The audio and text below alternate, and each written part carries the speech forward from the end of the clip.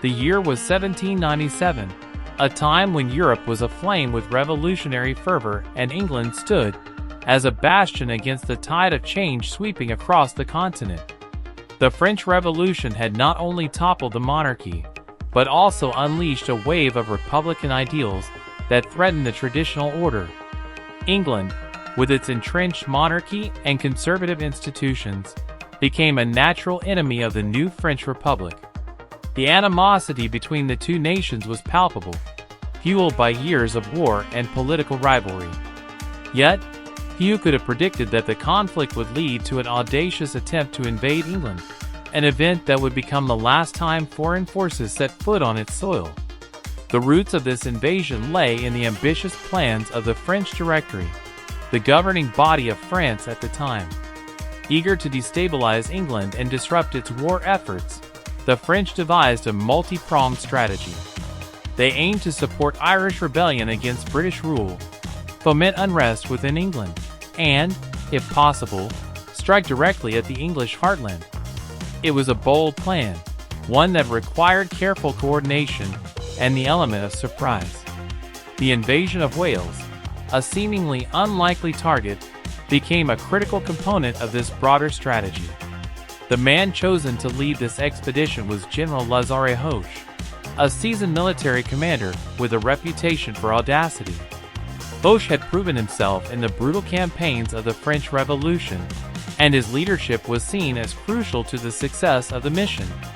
The French assembled a force of some 1,400 men, a mix of professional soldiers and irregulars, including a contingent of Irish rebels eager to strike a blow against their common enemy.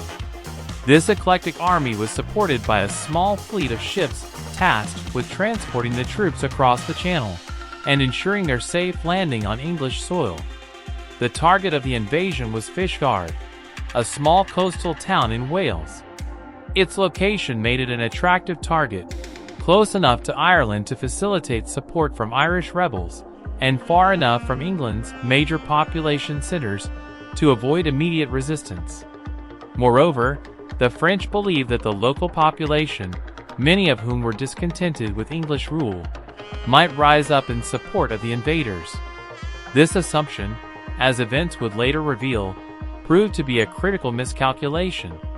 In the early months of 1797, the French fleet set sail from Brest, braving the treacherous winter seas and the ever-watchful British Navy.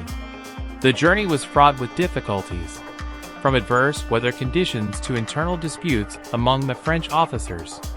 These challenges delayed their arrival and weakened the resolve of the troops, but the mission pressed forward. When the French finally reached the Welsh coast, they were met not with the triumphant welcome they had hoped for, but with a series of unexpected obstacles. The landing itself was chaotic. Strong winds and rough seas made it difficult for the ships to anchor safely, and many of the soldiers were disoriented and seasick. Despite these challenges, the French managed to disembark their forces and establish a foothold near Fishguard. Their initial objective was to secure the surrounding countryside and prepare for a larger invasion force. But their plans quickly began to unravel. One of the key factors in the French failure was their misjudgment of the local population. Far from rallying to the invaders' cause, the Welsh villagers viewed them with suspicion and hostility. Stories of the French soldiers looting and pillaging the local farms further alienated the population, turning potential allies into staunch opponents. The lack of local support deprived the French of vital supplies and intelligence, leaving them isolated and vulnerable. Compounding these problems was the state of the French army itself. Many of the soldiers were poorly equipped and ill-disciplined, more interested in plundering than fighting. Their morale, already low from the arduous journey, was further eroded by the harsh conditions and the realization that they were vastly outnumbered. Meanwhile, the British authorities in the region, alerted to the invasion, began to mobilize their forces. Local militia units, bolstered by regular troops and volunteers, quickly organized to resist the French advance. The leader of the British response was Lord Cawdor, a Welsh nobleman with no formal military training but a deep commitment to defending his homeland. Under his leadership, the British forces adopted a strategy of containment, using the natural terrain to their advantage and cutting off the French supply lines. The sight of the organized British resistance further demoralized the French troops, who began to lose faith in their mission. As the situation deteriorated, the French commanders faced a critical decision. With their forces scattered and their supplies dwindling, they realized that any hope of a successful invasion had vanished. Rather than risk a futile battle, they chose to surrender, ending the invasion before it could truly begin. The French troops laid down their arms near Fishguard, marking the inglorious end of the last foreign invasion of England. This episode, though often overshadowed by larger events in history, remains a fascinating example of ambition clashing with reality. The French invasion of Wales was a bold and imaginative plan, but it was undone by a combination of logistical challenges, strategic miscalculations, and the resilience of the local population. It serves as a reminder of the complexities of warfare and the unpredictable nature of human conflict.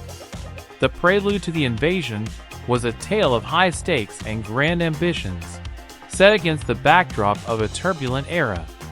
It reflected the hopes and fears of a world in flux, where the boundaries of nations and the loyalties of people were constantly shifting. For England, it was a moment of both vulnerability and resilience, a testament to the enduring strength of a nation that had weathered centuries of turmoil. And for Wales, it was a brief but dramatic chapter in its history, one that would be remembered for generations to come. The aftermath of the French invasion of Fishguard was marked by a sense of triumph and relief among the British, particularly the Welsh villagers and militia who had played an instrumental role in repelling the invaders. For the French, it was a sobering defeat that underscored the complexities of their grand ambitions.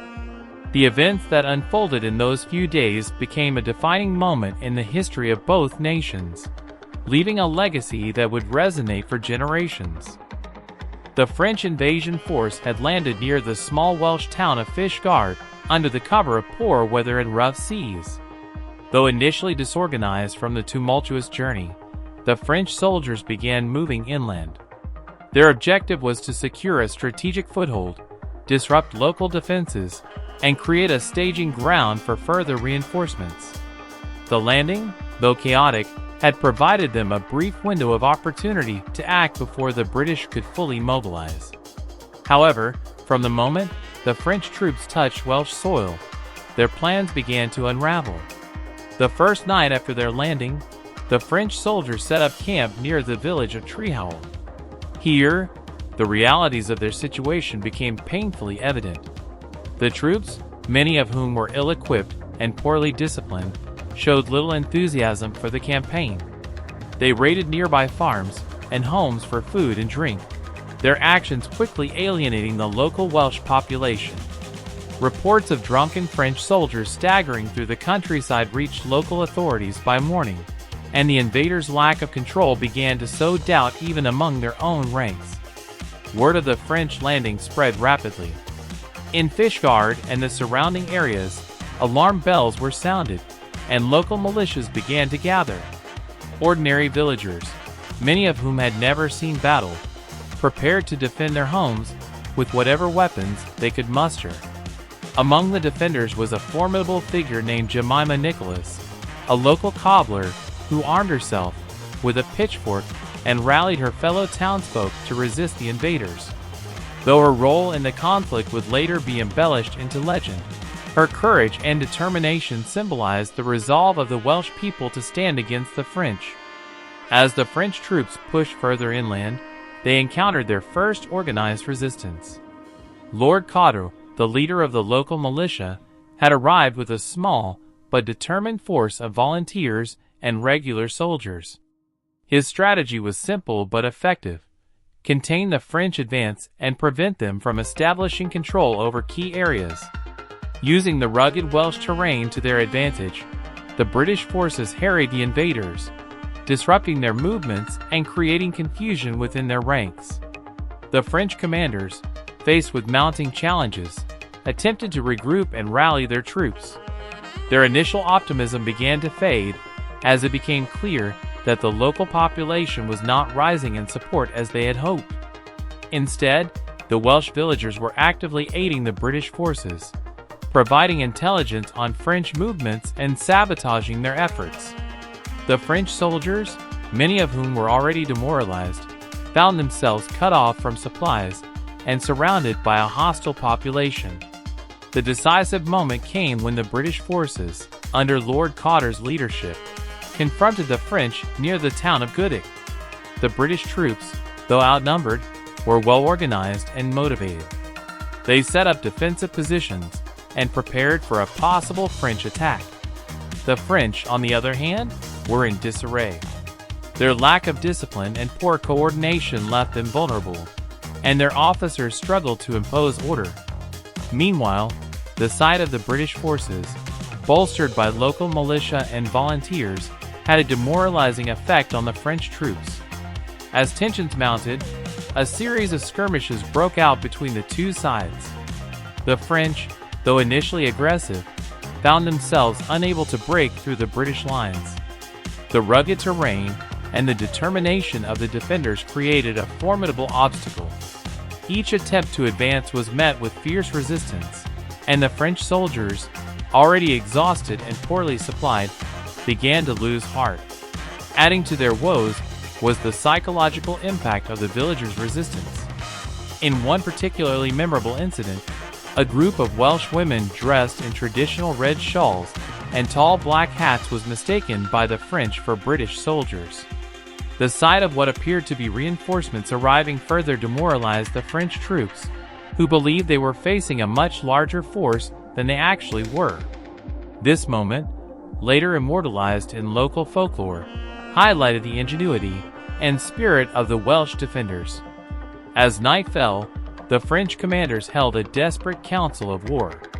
Realizing that their position was untenable, they debated their next course of action. The possibility of retreat was considered, but the rough seas and the presence of British naval forces made this option risky. Facing dwindling supplies, growing resistance, and an increasingly demoralized army, the French officers ultimately decided to negotiate a surrender. Their hopes of a swift and decisive victory had been dashed, and their focus now shifted to preserving the lives of their men. The next morning, under a white flag of truce, the French commanders approached Lord Cotter to discuss terms of surrender. The British leader, recognizing the advantage he held, demanded an unconditional surrender. With little choice, the French agreed, and the remaining troops were disarmed and taken into custody. The invasion, which had begun with such bold ambitions, ended in humiliation for the French forces. The aftermath of the confrontation was a mixture of relief and celebration for the British defenders. The successful resistance of the local population and the militia became a source of pride, and the events at Fishguard were hailed as a testament to the resilience and courage of ordinary people. For the French, the failed invasion was a sobering reminder of the challenges of waging war on foreign soil. The miscalculations and missteps that had plagued their campaign served as valuable lessons for the future. In the days that followed, stories of the battle spread throughout the region, growing in legend with each retelling.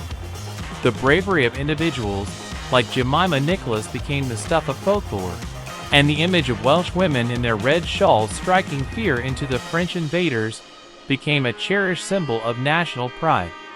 Though the actual engagement was relatively minor in scale, its impact on the collective memory of the region was profound. For the French soldiers who had surrendered, the experience marked a bitter end to their campaign. Many were taken as prisoners of war, and would not see their homeland again for years. The officers, who had gambled on a daring invasion, faced criticism and scrutiny upon their return to France. The failed operation underscored the challenges of coordinating complex military campaigns and the unpredictable nature of war. The confrontation near Fishguard, though brief, encapsulated the spirit of resistance and the unpredictability of history.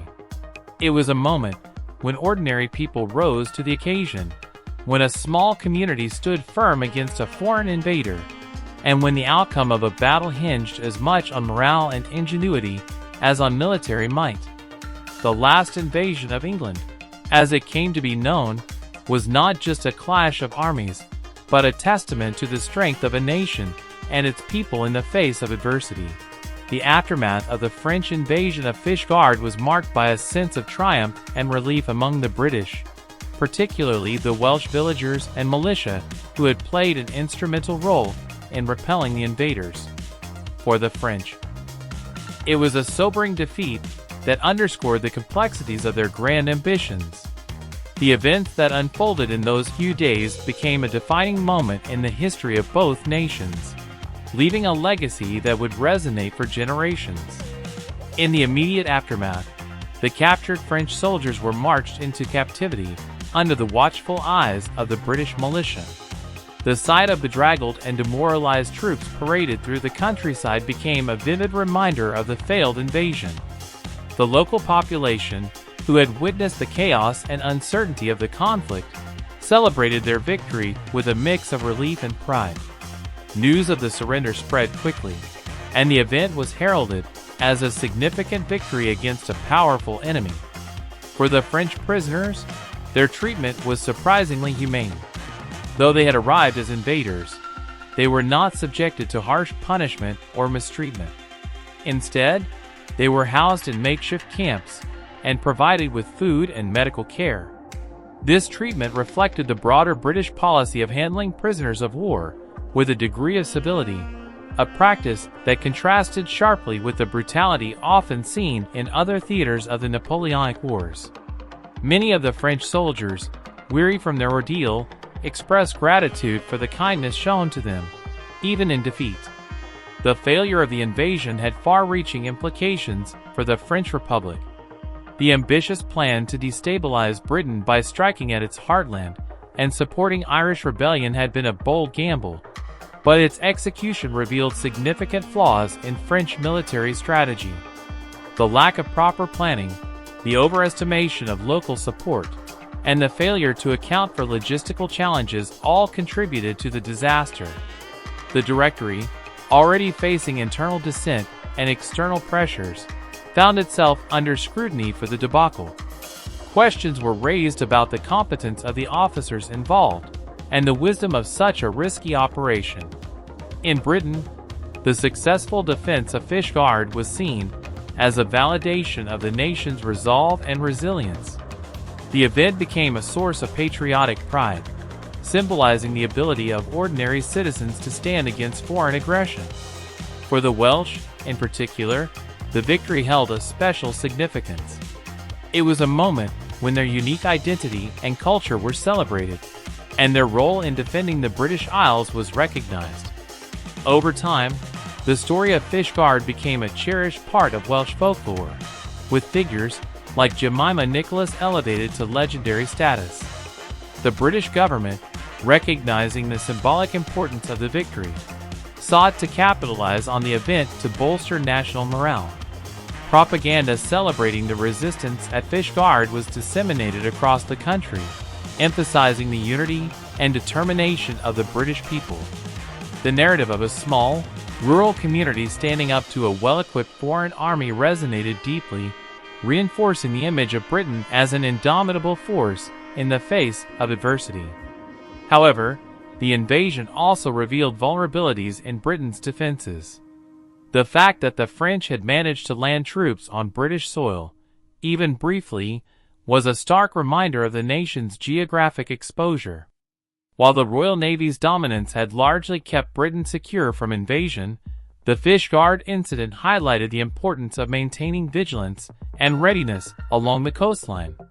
In response, measures were taken to strengthen coastal defenses and improve communication between local militias and regular forces.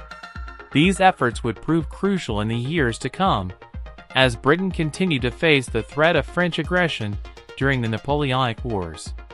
The legacy of the Fishguard invasion extended beyond military and political considerations.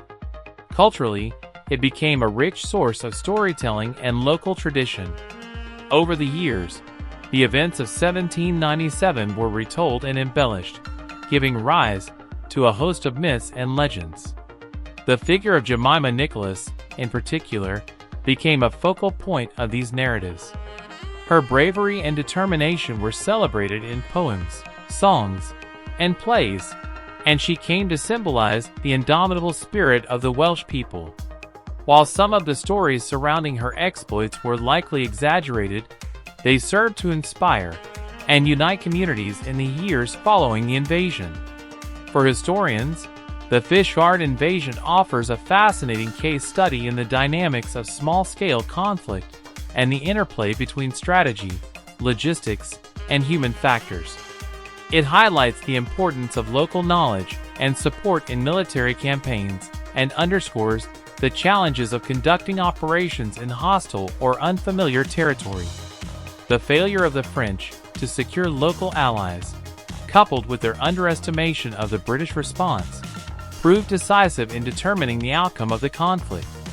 These lessons would be studied and debated by military strategists for decades to come. In the broader context of European history, the Fishguard invasion was a relatively minor event, overshadowed by the larger conflicts of the Revolutionary and Napoleonic Wars. Yet its significance lies in its uniqueness. It marked the last time a foreign army attempted to invade mainland Britain. This fact alone has ensured its place in the historical narrative, serving as a reminder of the precariousness of Britain's position during this tumultuous period. The commemoration of the Fishguard invasion has also played an important role in preserving its memory. In the years following the conflict, annual celebrations and reenactments were held to honor the bravery of those who defended their homeland. These events, often accompanied by music, dance, and storytelling, became a vibrant part of Welsh cultural life. They served not only to remember the past, but also to reinforce a sense of identity and community. In the 20th and 21st centuries, the story of the Fishguard invasion has continued to capture the imagination of historians, writers, and artists. It has been the subject of numerous books, documentaries, and even films, each offering a unique perspective on the events of 1797. These works have helped to keep the memory of the invasion alive, ensuring that it remains a vivid part of Britain's historical consciousness. For the people of Fishguard and the surrounding areas, the legacy of the invasion is a source of both pride and curiosity. Visitors to the region are often drawn to sites associated with the conflict, such as the landing point at Carreg was Tad and the town of Fishguard itself. Local museums and heritage centers have worked to preserve artifacts and records from the period, providing valuable insights into the lives of those who experienced the invasion firsthand.